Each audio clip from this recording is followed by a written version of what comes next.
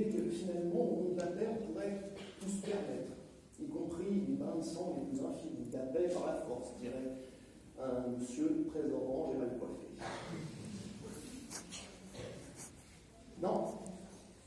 Ce discours-là, c'est très théorique-là, c'est celle de ceux qui, en 1914, sont venus nous chercher pour nous dire la paix et la liberté, c'est par là, dans les tranchées du côté de Berlin. Et qui ne cherchent en général que la paix de leur portefeuille, en vendant le plus possible d'outils, d'engins, qui ont semé la mort et la destruction. Mais cela, c'est fait. C'est juste une pause entre deux rondes, un peu comme quand vous allez à l'hôpital pour une maladie extrêmement grave, on signe un armistice, un traité de paix, quand on signe une ordonnance, on nous promet que ça ira mieux, mais en fait, on prolonge juste un peu le match et à la fin, le résultat est connu. Une défaite. Je vous propose donc ce soir de sortir du champ de bataille, de ces tranchées de rhétorique, pour revenir à la notion réelle de paix. Pax, pacis, tranquillité, harmonie, équilibre. Avec une telle définition, comment peut-on se poser un seul instant la question du prix? Un prix suppose, au-delà d'un certain montant, on refuse de payer, et certains d'entre vous ont peut-être fait leur plein et comprennent parfaitement de quoi je parle.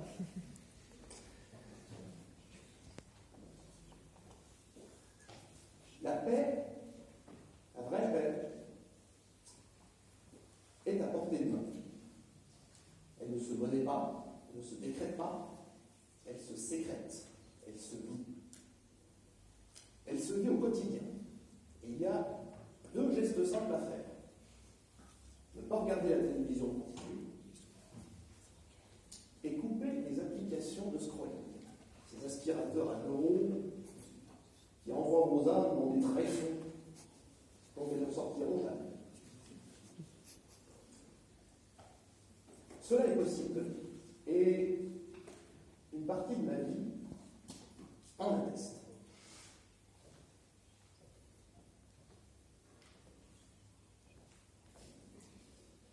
Il y a 2 ans de ça maintenant, je perdais mon frère cadet.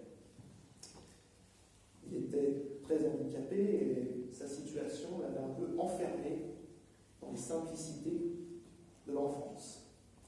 Et je me suis demandé comment il pouvait vivre en paix, en harmonie, tranquillement. Eh bien, j'ai toujours été étonné de voir la facilité avec laquelle, et de façon complètement désintéressée, il était généreux de l'amour qu'il donnait aux autres, et en particulier sa famille. De la façon dont, émerveillé, il regardait les arbres de la tourbière de Frame. Comment il se satisfaisait le matin de Noël de voir les cadeaux sous le sapin, jusqu'à son dernier souffle. Eh bien, lui, qui n'était pas en pleine possession de ses moyens, a réussi de son vivant à trouver la paix, et il repose à présent en paix. Nous n'avons aucune excuse. La paix est à l'image de la vérité. Cette vérité dont Averroès avait dit qu'elle était une, indivisible, mais qu'on y accédait par des chemins multiples. Il citait à l'époque la rhétorique, la foi, la philosophie, et on pourrait rajouter tout ce qui, par notre génie, notre création, permet d'outrepasser nos pulsions autodestructrices pour pouvoir construire le grand, le beau, le majestueux, pour pouvoir construire cette harmonie. On pourrait citer la musique, la peinture, la littérature, même le sport. Y a-t-il ce soir des pratiquants d'arts martiaux dans la salle? Dans son milieu, il y a dans notre milieu une discipline qui prône le message que je défends devant vous ce soir. L'aïkido. Aïe signifiant harmonie, ki, énergie, do, chemin, voie. La voie vers l'harmonie des énergies. C'est une réflexion philosophique sur la notion même d'arts martiaux. La matérialisation de ce que Sun Tzu nous apprend, et c'est sa plus grande leçon, dans un essai qui, de façon complètement contre-intuitive, s'appelle Quand l'art de la guerre, à savoir que la plus grande des victoires est celle qu'on obtient sans combattre. On ne détruit pas un adversaire, on guide un partenaire, on lui montre une autre voie, celle de l'abandon de la force brute, celle de l'abandon de la compétition.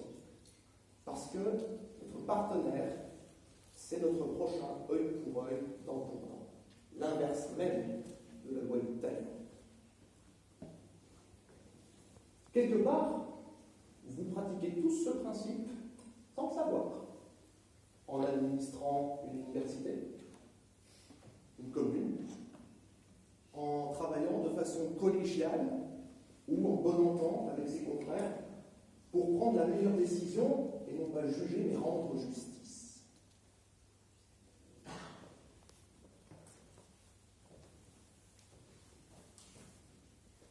Certains d'entre vous me diront, rêveurs, utopistes, rien n'est plus faux.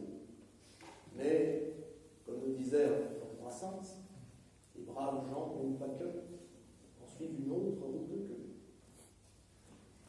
Pour ma part, je ne fais de tort à personne en suivant mon chemin, mon petit bonhomme. Et je regarde autour de moi et je vois que la paix est accessible à qui la désire, pour peu qu'il ait la volonté de se saisir de tous les outils que nous avons construits, que nous nous sommes donnés pour la bâtir, indépendamment de ces décennies, ces siècles de folie collective et d'autodestruction. La démocratie, pleinement exercée par le peuple souverain, une justice pleinement réhabilitatrice, pleinement préparatrice, la sécurité sociale qui veille aux plus vulnérables d'entre nous, une culture qui nous apprend que nous pouvons laisser derrière nous mieux que du gravat, du sang, des larmes et de la sueur. Ce qui unit n'a pas de prix. C'est inestimable, aussi précieux que le silence qui sépare ce X muet et anonyme qui conclut la paix. La paix n'a pas de prix, mais elle a un visage, le nôtre. Si chacun d'entre nous la cherche sincèrement au plus profond de lui, il est inutile de se poser la question du prix à payer. Je vous remercie.